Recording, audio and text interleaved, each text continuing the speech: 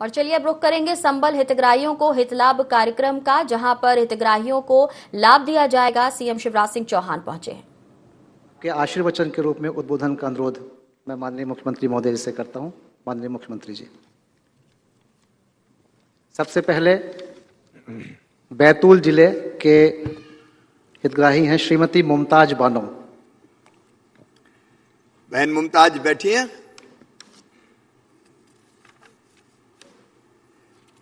मुमताज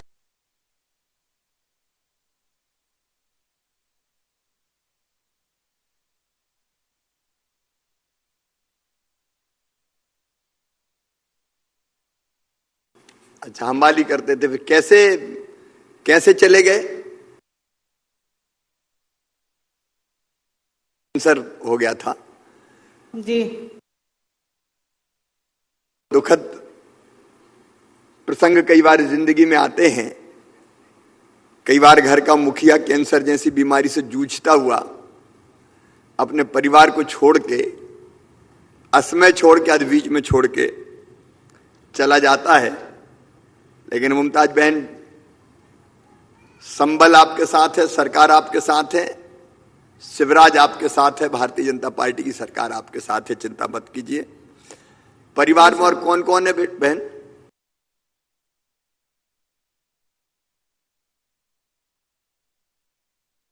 बेटा क्या करते हैं?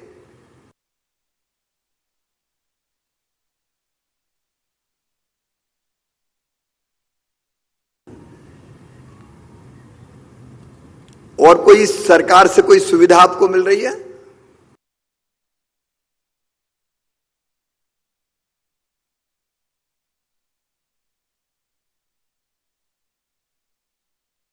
दिक्कत तो नहीं होती राशन में?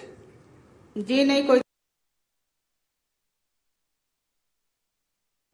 प्राप्त करने में कोई परेशानी तो नहीं हुई आपको? जी नहीं। अब ये पैसा आपके खाते में पहुंच गया है। मैं एक और मेरे मन में जिज्ञासा है कि बहुत दुखद हुआ कि आपके पतिदेव कैंसर में चले गए, मुसीबत का पहाड़ आप पे टूटा, लेकिन अब ये 2 लाख रुपए की राशि आपको मिली है, इसका क्या उपयोग करेंगे आप? सर, किराना दुकान डालेंगे और बकरी का धंधा है उसको बढ़ाएंगे, और थोड़ी बीमारी में किसी से लिए है तो देन लेन करेंगे। अब देखिए, संबल मेरी बहन मुमताज की संबल बन गई। पति के जाने के बाद आज वो किराने की दुकान संबल के कारण डाल सकती है। आज जो काम पहले से बकरियों का वो कर रही है, बकरी पालने का, उस काम को आगे बढ़ा सकती है।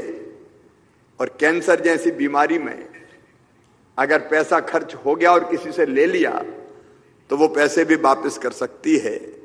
अगर संबल ना होती तो मुमताज जैसी मेरी बहनों को और कितनी परेशानी होती, आप ये अंदाज लगा सकते हैं। लेकिन मैं सब बहनों से एक बात और कहना चाहता हूं कि गरीब अगर बीमार भी होगा तो चिंता ना करे।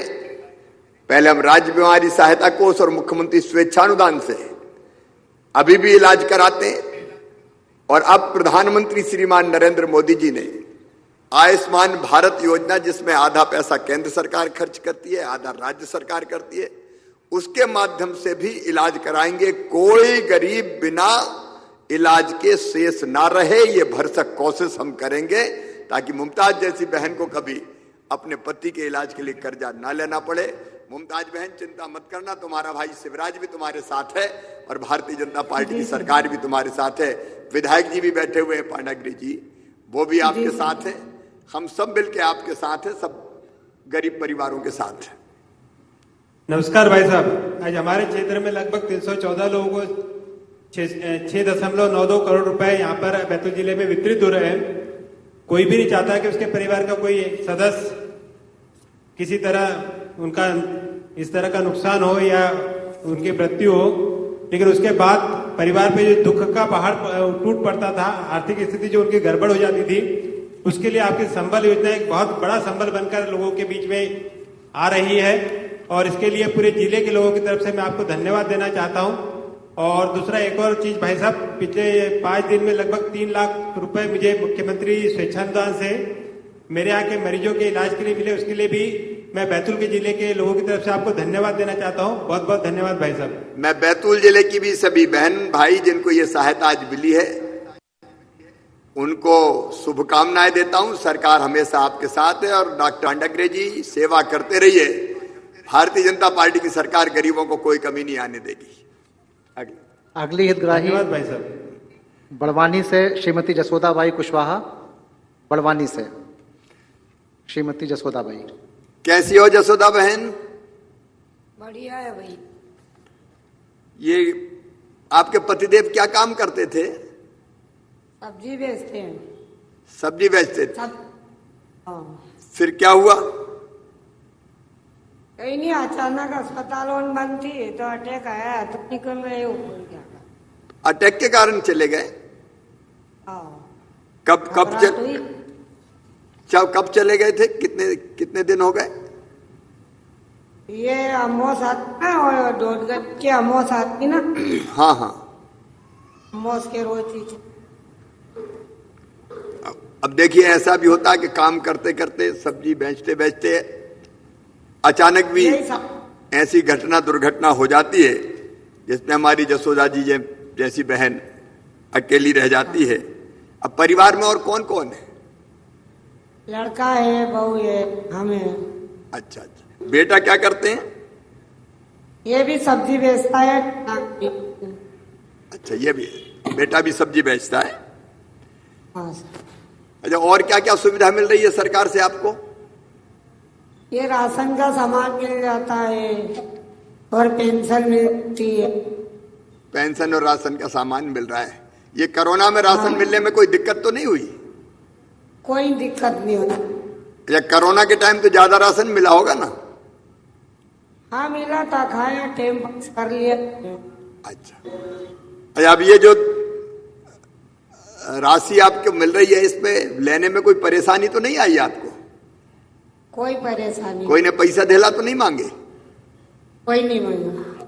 सीधे सीधे 2 लाख रुपया खाते में आए। हाँ। अब क्या करेंगे इन पैसों का बहन? अब ये क्या है, धंधा बढ़ाएंगे और क्या है, आदमी तो यही नहीं, अब कौन करेगा? आप देंगे तो धंधा बढ़ाएंगे। ये सब्जी का ही धंधा बढ़ाएंगे?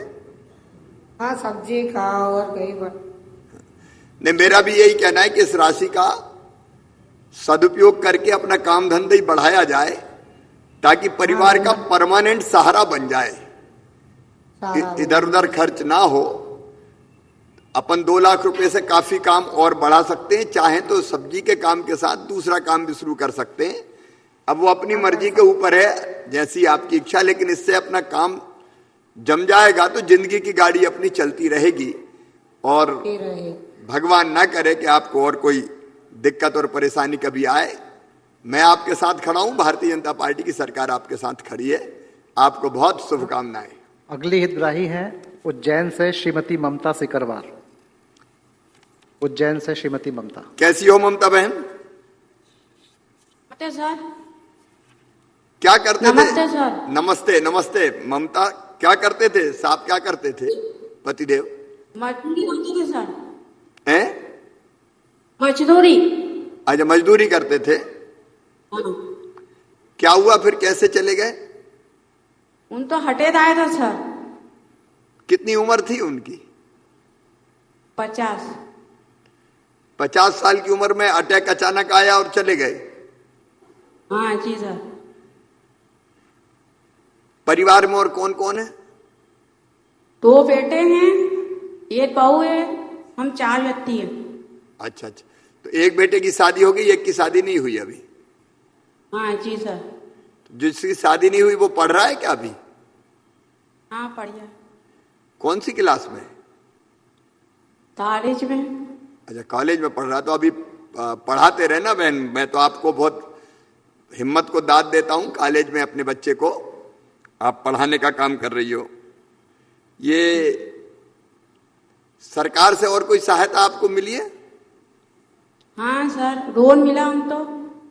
वो राशन था, सामान भी मिल गया है, पेंशन योजना भी चालू हो गई। तो ये लेने में कोई दिक्कत तो नहीं आती, इन सुविधाओं का लाभ लेने में नहीं आई सर। परेशानी तो नहीं होती कोई? जी नहीं। राशन हर महीने मिल जाता है? हाँ, हर महीने मिल गया। कोरोना के टाइम पे भी ठीक से मिलता रहा? हाँ।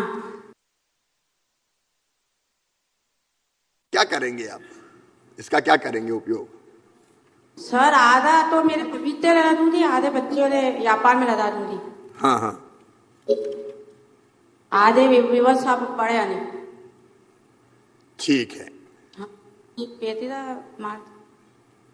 नहीं देखो मेरी बहन, इस पैसे का उपयोग करके, क्योंकि अब लंबी जिंदगी जीना है, 50 साल की उम्र ज्यादा नहीं होती। आजकल तो एवरेज उम्र बढ़ गई है, इसलिए 50 साल तो आधी जिंदगी होती है। और 50 साल में से आप चले गए, आपको लंबी जिंदगी जीनी है, तो आधे व्यापार में लगाएं, आधे का बाकी उपयोग भी सोचें। हमारे अनिल फिरोजिया जी और पारस जैन जी, हमारे वरिष्ठ नेता साथी सब भी बैठे हैं, हम सब आपके साथ हैं। ये संबल योजना आपका सहारा है। पुरानी सरकार ने, पिछली सरकार ने कांग्रेस की बंद कर दी थी, हमने फिर चालू कर दी, ताकि कोई मेरी गरीब बहन को धन्यवाद फिर परेशान ना होना पड़े। माननीय मुख्यमंत्री जी, हमारे यहाँ 13 करोड़ 18 लाख रुपए आपके आशीर्वाद से आज हितग्राहियों को मिल रहे हैं। उसके लिए मैं आपका पूरे जिले में आपका दिल से आभार व्यक्त करता हूं। 519 हितग्राही लोग हैं जिनको आप सीधे सीधे राशि देके उनको संबल देने का काम कर रहे हैं। मैं दिल से पूरे संसदीय क्षेत्र की ओर से आपको बहुत बहुत आभार और धन्यवाद व्यक्त करता हूँ। बस मेरा यही आग्रह है कि हाँ पारस जी। भाई साहब, ये योजना आपने फिर से चालू करी है, इसके लिए मैं आपको पूरे प्रदेश की ओर से बहुत बहुत धन्यवाद देना चाहता हूँ। बस आप सब गरीबों का सहारा बने रहें, और अपनी सरकार तो नर सेवा नारायण सेवा, गरीब ही अपना भगवान है, उसकी सेवा भगवान की पूजा है, इस काम में लगे रहें। सबको जिले भर में जितनी परिवारों को इसका लाभ मिला, उनको शुभकामनाएं। अगली हितग्राही है श्रीमती शशि देवनिया, जबलपुर से। जबलपुर से श्रीमती शशि। शशि बैठी हैं? जी सर। शशि बहन कैसे हो आप? ठीक है भैया जी। अशोक रोहानी जी भी आपके साथ बैठे हुए हैं। जी जी जी। क्या क्या घटना क्या हुई, आप बताइए।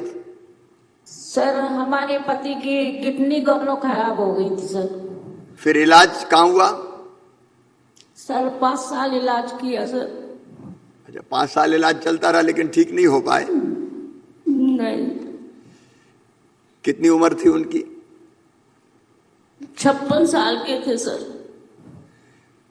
किडनी खराब हुई 56 साल की उम्र में, और 5 साल इलाज के बाद ये दुनिया छोड़ के, शशि को छोड़ के, परिवार को छोड़ के पतिदेव चले गए। दुखों का पहाड़ टूटा है एक तरह से। बहन, आपकी आंखों के आंसू पोंछने के लिए ही भारतीय जनता पार्टी की सरकार फिर से बनी है। आप अकेला मत समझिएगा कभी अपने आप को, हम सब आपके साथ हैं, हम सब आपके साथ हैं, और हर संकट में आपको साथ देंगे। इसलिए आंखों में आंसू मत लाना।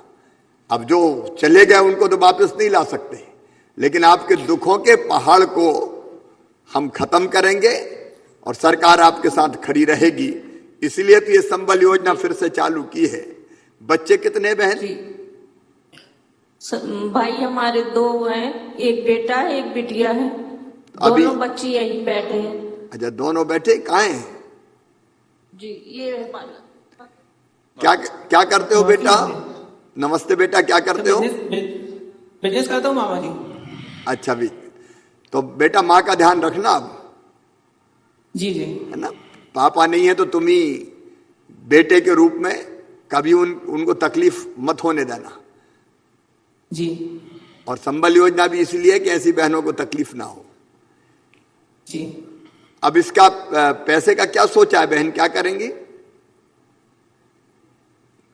सर भाई साहब, बिटिया की पढ़ाई तो हम जरूर कराएंगे, उसको अपने ऐसे खड़ा करूंगी पैरों में कि कुछ हमारे लायक बने, हमारे भाई दोनों बहन भाई अच्छे से रहे। अभी मेरे यही मनोकामना है सर। नहीं, आप हिम्मत रखो बहन, और आपकी हिम्मत को भी मैं दाद देता हूं कि आपने बेटी को अच्छे ढंग से पढ़ाने का फैसला किया। इस बहन का ताली बजा के स्वागत कीजिए। मुसीबत का पहाड़ टूटा, लेकिन इसके बाद भी दिल में जज्बा है कि अपनी बेटी को वो पढ़ाएंगी। ये संबल तो है ही आपके पास योजना, लेकिन इसके साथ साथ पढ़ाई में भी सरकार बिटिया की मदद करेगी। बिल्कुल चिंता मत करना आप। आपके भाई के रूप में हम आपके साथ खड़े हैं जी। अशोक जी, आपके और आपके सभी जबलपुर जिले में आज जो लाभ मिला योजना का, उन सबको भी मैं शुभकामनाएं, बधाई भाई साहब प्रणाम। जबलपुर जिले में 435 हितग्राहियों को संबल प्रदान किया आपने। 9 करोड़ रुपए की राशि उनके खातों में आपने ट्रांसफर की है। मैं जबलपुर के बहनों की ओर से, और जबलपुर की बहनें आपको खूब आशीर्वाद दे रही हैं। सचमुच 15 महीने पिछले बहुत खून के आंसू रोए हैं बहनों ने। आज आपने ये योजना प्रारंभ करके उनके खातों में पैसा जमा करके इन बहनों का आशीर्वाद प्रदान किया है। मैं आपको बहुत बहुत बधाई देता हूँ। धन्यवाद। मेरे साथ यहां उपस्थित इस भावुक कार्यक्रम में हमारे भारतीय जनता पार्टी के प्रदेश के अध्यक्ष और प्रदेश के यशस्वी नेता सांसद आदरणीय विष्णुदत्त शर्मा जी, इस विभाग के मेरे सहयोगी मंत्री भाई विजेंद्र सिंह जी, उमाकांत उमराव जी, भोपाल में इस मिंटो हॉल में और पूरे प्रदेश में बैठे हुए संबल योजना के हितग्राही मेरी बहनें, मेरे भाई, मेरे बेटे, मेरी बेटियां, आप सबको मैं प्रणाम करता हूं, आप सबको नमस्कार करता हूं। अभी हमने देखा,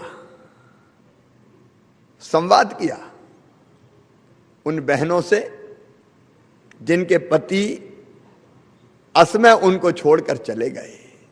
आप कल्पना कर सकते हैं, किसी बहन के ऊपर दुखों का सबसे बड़ा पहाड़ अगर होता है तो वो असमय पतिदेव जब उनको छोड़ के चले जाते हैं, जिंदगी तबाह और बर्बाद हो जाती है। चारों तरफ अंधेरा होता है। जिंदगी की लंबा सफर काटना है अभी, और उसमें पति जो सहारा है, पत्नी जो सहारा है, अगर वो चली गई तो जिंदगी फिर कैसे कटे। कई बार इलाज में पैसा खर्चा हो जाता है, कर्जा हो जाता है।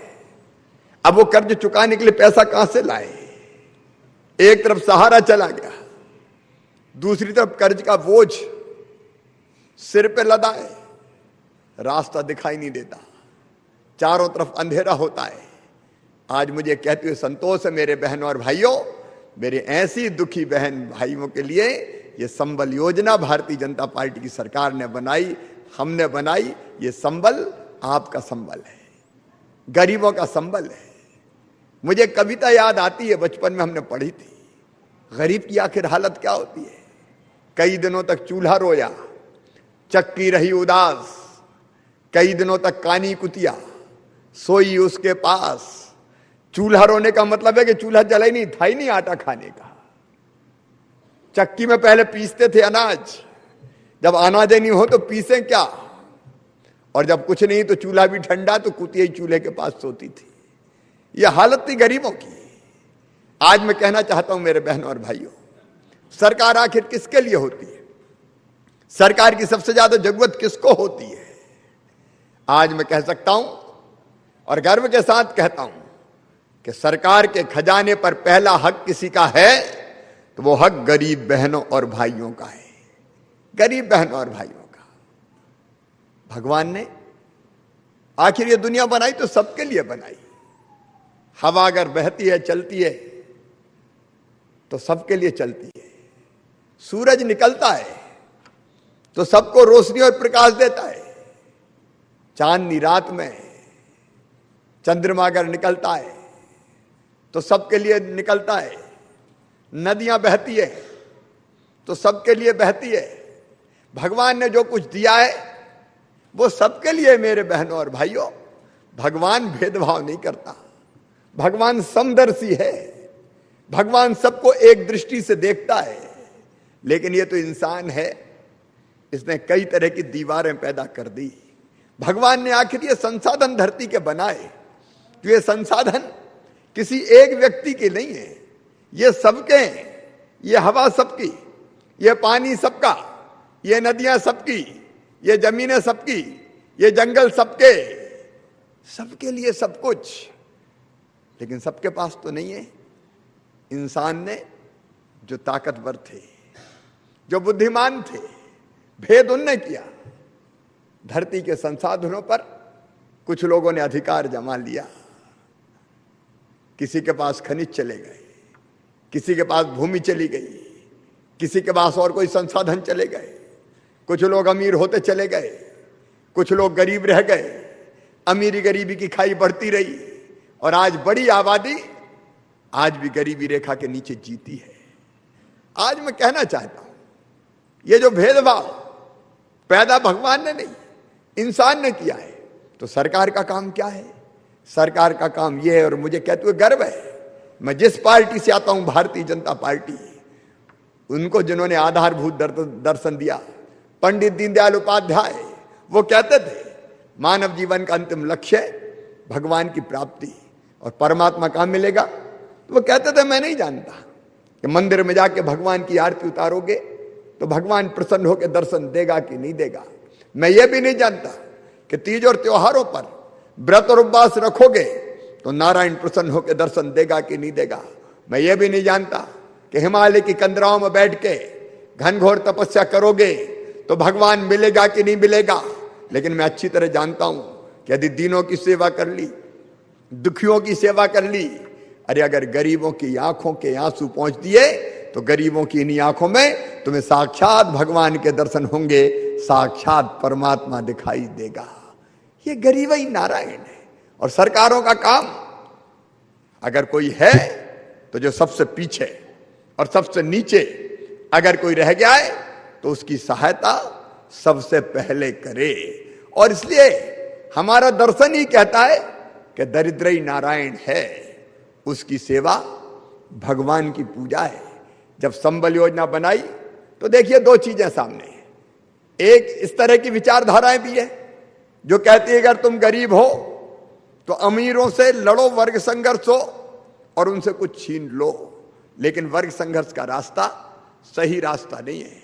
हमने दूसरा रास्ता अपनाया कि जिनके पास ज्यादा संसाधन है, जो दौलत कमाते हैं, उनसे हम टैक्स लेंगे और जो खाली हाथ है उसे सस्ता बांट देंगे तो मामला बराबर हो जाएगा। यह सामाजिक न्याय होगा। और इसलिए तो संबल योजना हमने बनाई कि जो गरीब है, जो दीन है, जो दुखी है, जो परेशान है, जो सबसे पीछे है, जो सबसे नीचे है, उसकी जिंदगी बेहतर बनाने के लिए हम काम कर सकें। उसको भी जीने का हक और मुस्कुराने का अधिकार है। और इसलिए बनी संबल। और संबल में तय किया मेरे बहनों और भाइयों, यह संबल केवल मृत्यु पे अनुदान नहीं है। मृत्यु के समय तो हम मदद करते ही हैं, लेकिन संबल जन्म लेने के पहले शुरू हो जाती है। मैं अपनी बहनों को कहना चाहता हूं, हमने तय किया, क्योंकि बचपन में मैंने देखा था, अपनी आंखों से देखा था, अगर कोई मजदूर बहन बेटा बेटी को जन्म देती थी तो जन्म देने के बाद हफ्ते भर भी आराम नहीं कर पाती थी। अपने बेटा बेटी को या तो घर में छोड़ती थी या खेत की मेड़ पर रख देती थी और दिन दिन भर मजदूरी करती थी, दिन दिन भर मजदूरी करती थी। मैं तब सोचता था कि हे भगवान, क्या कभी कोई दिन ऐसा आएगा जब बेटा बेटी को जन्म देने के बाद मेरी इस बहन को महीना भर आराम करने का मौका मिल जाए। यह विचार तब से दिमाग में था। और हमने तब सोचा कि गरीब बहन अगर बेटा बेटी को जन्म देगी तो जन्म देने के पहले 4,000 रुपया उसके खाते में डाल दिया जाएगा, ताकि वो पोषण आहार भी ग्रहण कर सके। और जन्म देने के बाद 12,000 रुपया फिर से खाते में डाले जाएंगे, ताकि गरीब बहन को पोषण आहार मिले, गरीब बहना के घर भी लड्डू बन सके और वो कम से कम एक आध महीना घर पे रह के आराम तो कर सके। संबल धरती में आने के पहले शुरू होती है, बेटा बेटी के जन्म के पहले 4,000, और इसके बाद पढ़ाई और लिखाई में। क्यों मेरे बेटा बेटी नहीं पढ़ना चाहिए गरीबों के? अभी हमारी बहन कह रही थी कि मेरी बेटी को पढ़ाऊंगी मैं, मेरे पति नहीं तो क्या हुआ, मेरी कोशिश है कि मैं बच्चों को पढ़ाऊं। सुनो मेरे गरीब बहनों और भाइयों, पूरे मध्य प्रदेश के संबल के लाभार्थियों, हितग्राहियों, हमने तय किया है कि गरीब के बेटा बेटी में भी बुद्धि होती है, अकल होती है। मजदूर के बेटा बेटी भी ढंग का वातावरण मिल जाए, स्कूल में ठीक से पढ़ जाए, वो डॉक्टर बन सकते हैं, प्रोफेसर बन सकते हैं, इंजीनियर बन सकते हैं, अधिकारी बन सकते हैं, कलेक्टर, कमिश्नर, एसपी, आईजी बन सकते हैं। कोई कमी नहीं है उनमें, अकल की कमी नहीं है, बुद्धि की कमी नहीं है, क्षमता की कमी नहीं है। केवल माहौल मिल जाए और सुविधाएं मिल जाए तो गरीब का बेटा बेटी भी चमत्कार कर सकता है। और इसलिए संबल, ताकि गरीब बच्चे जो इंटेलिजेंट है, जिनमें बुद्धि है, क्षमता है, उनकी ढंग से पढ़ाई हो सके। मेरे मजदूर भाइयों, पूरे मध्य प्रदेश में 2018 में हमने एक प्रयोग और शुरू किया। जितने श्रमिक हैं मजदूर, किसी जाति समाज के हों, वो सामान्य वर्ग के हों, वो पिछड़े वर्ग के हों, वो एससी के हों, वो एसटी के हों, हमने अलग 4 स्कूल बनाए, श्रमोदय विद्यालय, भोपाल में, जबलपुर में, ग्वालियर में, इंदौर में। और उसका उद्देश्य केवल यही, जाति पात के आधार पर नहीं, धर्म पंथ के आधार पर नहीं, केवल मजदूर है तो मजदूर के बेटे को पढ़ने की बेहतर सुविधा दी जाएगी। बोर्डिंग स्कूल शानदार, मैं बीच में नहीं था 1.25 साल, और इसलिए उन स्कूलों को उतने ढंग से नहीं देख पाए। लेकिन आज फिर मंत्री जी बैठे, उमाकांत बैठे, ये चारों के चारों और भी खोलेंगे हम आगे जाके, उदाहरण बन जाए कि गरीब का बेटा वहां से पढ़ के निकले तो ऐसा निकले कि दुनिया देखती रह जाए। उन बेटों के लिए हमने श्रमोदय विद्यालय प्रारंभ किए हैं ताकि मजदूर का बेटा भी पढ़े, कोई जात पात से मतलब नहीं, पढ़ाई ठीक से हो जाए। रोटी जरूरत है, भूखे भजन ना होए गोपाला, धर लो अपनी कंठी माला। पहले मजदूर काम करता था सुबह से लेकर शाम तक, दिन भर मेहनत करता था, तो पूरी मेहनत केवल भोजन में ही चली जाती थी। भोजन में ही जितनी मजदूरी आई राशन में ही चली गई। और इसलिए तो भारतीय जनता पार्टी की सरकार ने शुरू की 1 रुपया किलो गेहूं, 1 रुपया किलो चावल और 1 रुपया किलो नमक देने की योजना, ताकि कम पैसे में एक दिन की मजदूरी में महीने भर का राशन आ जाए। महीने भर का राशन भी नहीं लगता, महीने भर की मजदूरी भी नहीं लगती, और बाकी जिंदगी, बाकी जो पैसा है वो बाकी कामों में खर्चा कर पाए, पढ़ाई लिखाई, कपड़ा, दूसरी चीजों में। तो रोटी की जरूरत पूरी हो, पैदा होने के पहले संबल, पढ़ाई के लिए संबल, और उसके बाद राशन की व्यवस्था, ताकि गरीब को राशन पे ज्यादा पैसे खर्चा ना करना पड़े। और उसके बाद फिर मकान की व्यवस्था। सुनो रे संबल के लाभार्थियों, आने वाले 2024 तक मध्य प्रदेश की धरती पर कोई गरीब बिना पक्की छत के नहीं रहेगा, सबके पक्के मकान बनवाए जाएंगे। यह संकल्प भारतीय जनता पार्टी की सरकार का है। मकान चाहिए, आखिर क्यों गरीब को पक्के मकान में नहीं रहना चाहिए। प्रधानमंत्री जी को मैं प्रणाम करता हूं, धन्यवाद देता हूं। प्रधानमंत्री आवास योजना, जिसमें राज्य सरकार का भी अंशदान होता है, प्रधानमंत्री आवास योजना बनी है। हमने टारगेट तय किया है, हर गरीब को पक्की छत जरूरत है उसकी, तो मकान हो जाए, मकान में भी सारी सुविधाएं हो जाए, रसोई गैस का कनेक्शन मिल जाए, पीने का पानी। एक बात और मैं आज कहना चाहता हूं मध्य प्रदेश के सारे बहनों से, मेरी बहनों, 2024 तक एक चीज और तय की है, ये हैंडपंप की खटर खटर बंद करेंगे और हर घर में पाइपलाइन देके नल लगा के टोटी वाला पानी पिलाएंगे, नल का, हैंडपंप का नहीं। जो गांव से आते हैं वो जानते हैं इस चीज का महत्व, नहीं तो दिन भर पानी भरने में ही निकल जाता है। अरे सब घरों में नल का पानी आना चाहिए कि नहीं आना चाहिए? अरे बोल के बताओ, आना चाहिए कि नहीं? आना चाहिए। तो ये नल का पानी आ जाए, पक्का मकान हो जाए, होना चाहिए कि नहीं होना चाहिए? अरे गरीब, आवाज भी गरीबों की जोर से जाए तब तो कोई सुनेगा। होना चाहिए कि नहीं? बच्चे पढ़ना चाहिए कि नहीं? और बीच में अगर मुसीबत आ गई, अब ऐसी मुसीबत आती, एक बार एक्सीडेंट हुआ, स्थायी रूप से अपंग हो गए, ना चल फिर सकते हैं, बाकी कुछ काम नहीं कर सकते, तो संबल में तय किया कि ऐसी अपंगता, अस्थायी अपंगता, उसमें 2 लाख देंगे, अस्थायी अपंगता उसमें 1 लाख रुपया देंगे। हथियार, जो हमारा अलग अलग उपकरण है कारीगरों के, उसके लिए सहायता करेंगे, बिजली सस्ती मिलेगी। और भगवान ना करे जो अभी आपने दृश्य देखा कि हमारी कुछ बहनें असमय उनके पति चले गए, ऐसी स्थिति में एक्सीडेंट पे मौत पे 4 लाख, एक्सीडेंट पे मृत्यु होगी तो 4 लाख रुपया देंगे, सामान्य मृत्यु होगी तो 2 लाख रुपया देंगे। और तो और ये भी तय किया कि गरीब आए तो भी सम्मान के साथ, तब लड्डू खाने मिले, और जाए तो भी सम्मान के साथ। और इसलिए तय किया कि अंतिम संस्कार के लिए भी संबल परिवारों को 5,000 रुपया दिया जाएगा, ताकि अंतिम विदाई उनकी पूरी इज्जत, मान और सम्मान के साथ हो सके। तो पैदा होने से पहले संबल शुरू होती है और मरने के बाद तक संबल साथ देती है, शमशान घाट तक। और मुझे कहते हुए तकलीफ है, मुझे दुख है कि पिछली कांग्रेस की सरकार ने इस संबल योजना पर ही कैंची चला दी, संबल योजना बंद कर दी, ठंडे बस्ते में डाल दी, और जांच के नाम पे कई हितग्राहियों के नाम ही काट दिए। अरे कोई घर में मर गया है और उसको 4 लाख या 2 लाख मिल सकते हैं, तो तुम्हें तकलीफ क्या थी? नाम काट दिए, लाखों नाम काट दिए गए, और आरोप लगा दिया गया कि ये संबल में तो घोटाला हो गया। कम से कम इन गरीबों के अधिकारों पर कैंची नहीं चले। और इसलिए जैसे ही हमारे मंत्री जी कह रहे थे, आदरणीय वीडी शर्मा कह रहे थे, जैसे ही मुख्यमंत्री मैं बना, कोरोना से निपटते निपटते मई में फिर से संबल योजना लागू कर दी पूरे मध्य प्रदेश में, फिर से संबल योजना, ताकि सब गरीबों का संबल बन सके। और आज उसी संबल योजना के तहत मुझे गर्व है, 10,285 भाइयों और बहनों को ये 224 करोड़ रुपए से ज्यादा की राशि आज उनके खाते में जा रही है।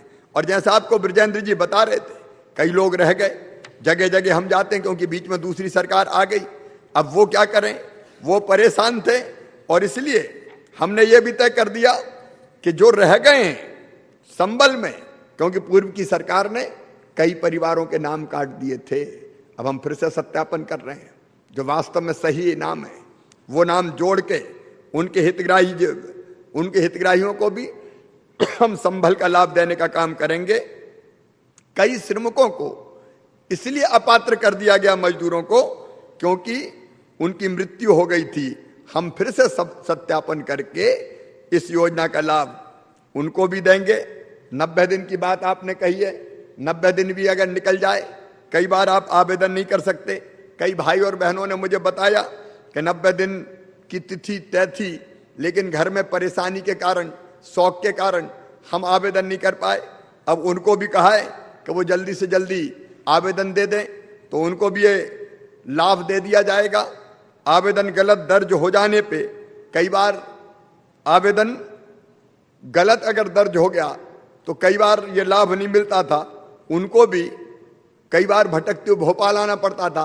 अब तय कर दिया कि नहीं, कलेक्टर, भोपाल आने की जरूरत नहीं है, कलेक्टर को अधिकार दे दिए कि आवेदन में कोई छोटी मोटी गलती है तो उस गलती को सुधार दे और कलेक्टर के पास ही दोबारा अपील हो जाए, ताकि बाद में भोपाल तक ना भटकना पड़े।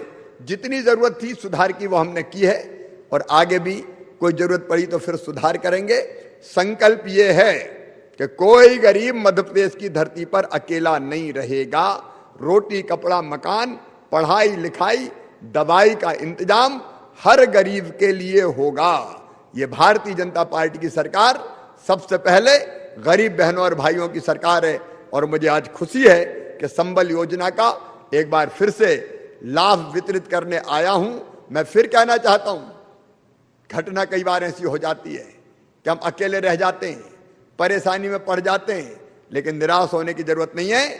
आपका संबल, आपका शिवराज, आपकी सरकार, भारतीय जनता पार्टी की सरकार चिंता ना करें, आगे बढ़ें, बच्चों को पढ़ाएं लिखाएं, हर कदम पे भारतीय जनता पार्टी की सरकार आपके साथ है। बहुत बहुत धन्यवाद, प्रणाम, नमस्कार।